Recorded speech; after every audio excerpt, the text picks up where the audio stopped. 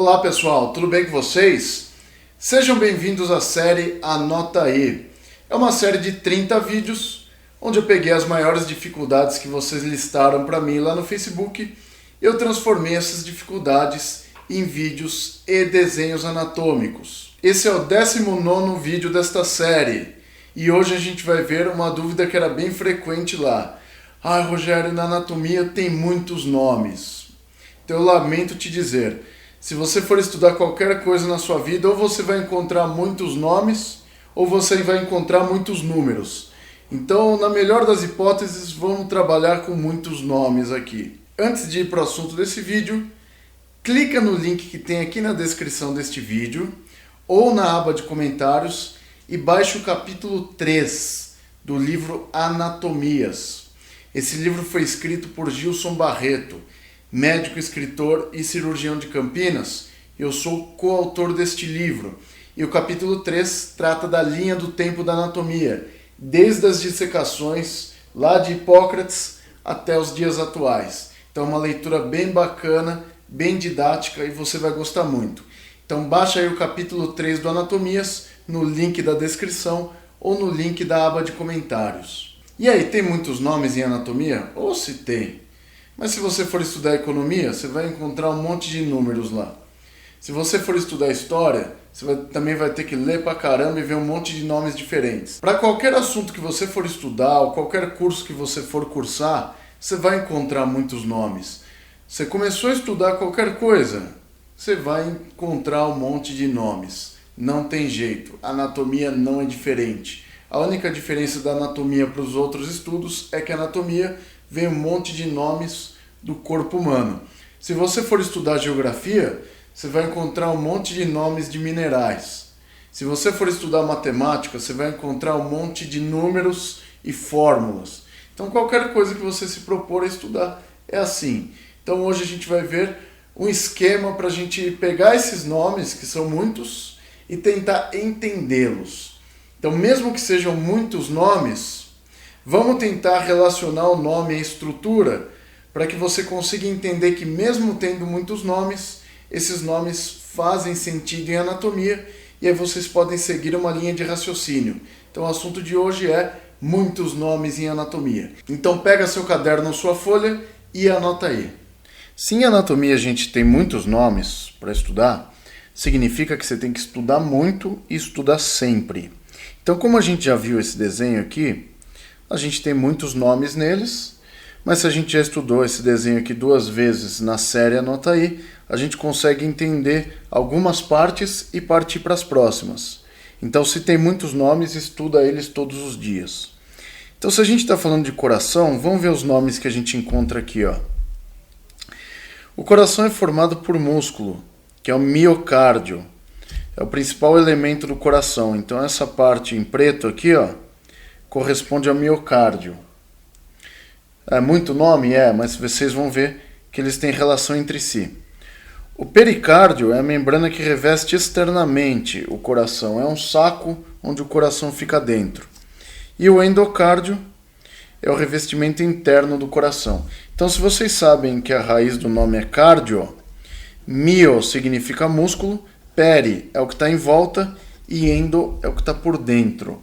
Então tá vendo por que é importante estudar os nomes? Mesmo que sejam muitos nomes, a origem desses nomes já dá uma ideia do que ele é. Beleza? Estruturalmente o coração é formado por 4 cavidades. 2 superiores, que são os átrios, então aqui tem um átrio, aqui tem outro. E 2 inferiores, que são os ventrículos. Então aqui um e outro. Só que o coração a gente divide em 2 lados, ó. Lado direito e lado esquerdo. Então aqui eu tenho um átrio direito, que é a parte de cima do lado direito, e aqui eu tenho um ventrículo direito, que é a parte de baixo do lado direito do coração. O lado direito e o lado esquerdo ficam separados pelos ventrículos por um septo interventricular. O septo é uma parede. E aí a gente consegue perceber o seguinte, que a gente tem aqui um átrio esquerdo na parte superior e um ventrículo esquerdo na parte inferior.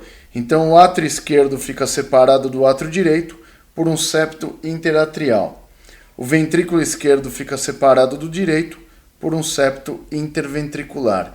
Então, mesmo que sejam muitos nomes, percebam que todos fazem sentido, beleza? Então, saibam que septo significa parede, tranquilo?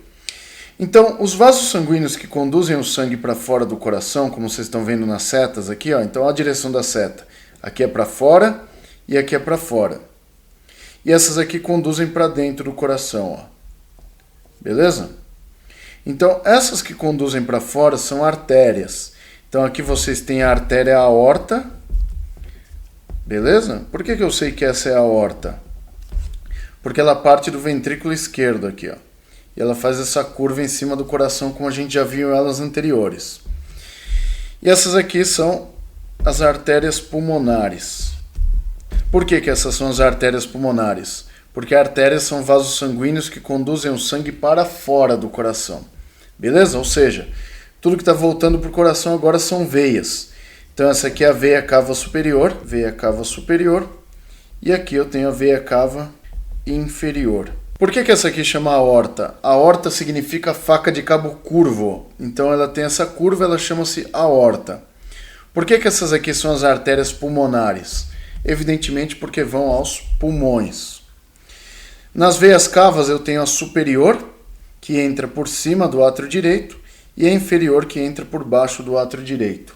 Beleza? Então aqui veia cava inferior, veia cava superior. Então superior em cima do átrio direito, inferior abaixo do átrio direito. E aqui vocês têm as veias pulmonares, ó. Então aqui eu tenho as veias pulmonares direitas, veias pulmonares do lado direito, e aqui as veias pulmonares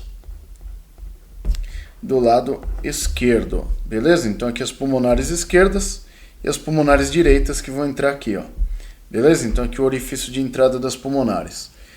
Então, mesmo que sejam muitos nomes, vocês vejam como os nomes têm associação entre si. Beleza? Então o que faltou a gente ver nessas imagens? As válvulas, ó.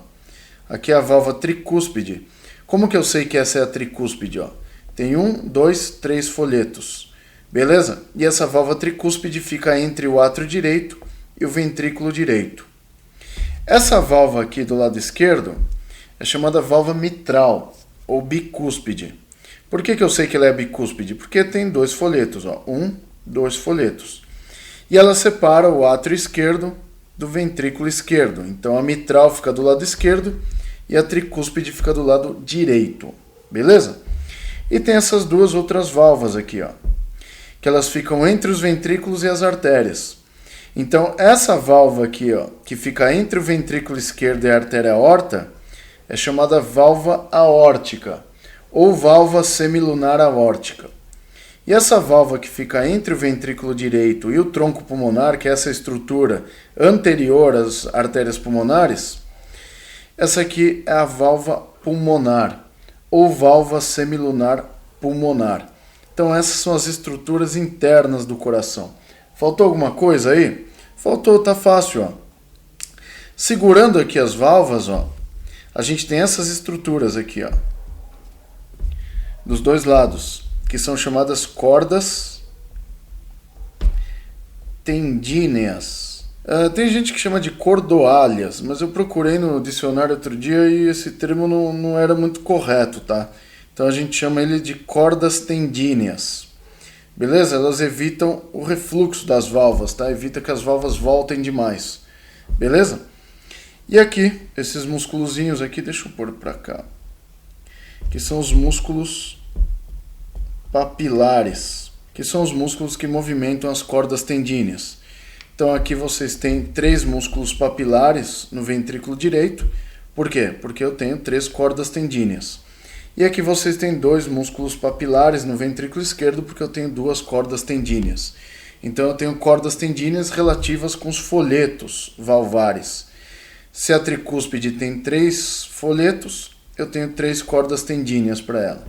Se a mitral tem 2 folhetos, eu tenho 2 cordas tendíneas. E lógico, aqui eu tenho 3 músculos papilares para movimentar as cordas do lado direito e aqui 2 músculos papilares para movimentar as cordas do lado esquerdo.